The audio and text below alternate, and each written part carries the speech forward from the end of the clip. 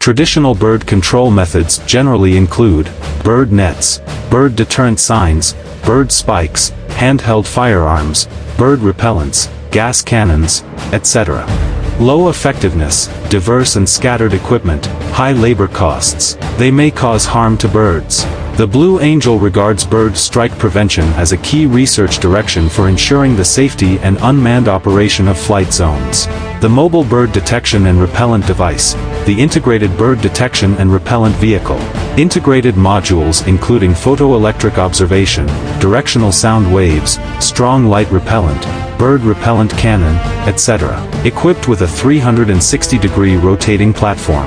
Dynamic risk identification and intelligent decision-making have been implemented. Unmanned or minimally manned, adaptive operation.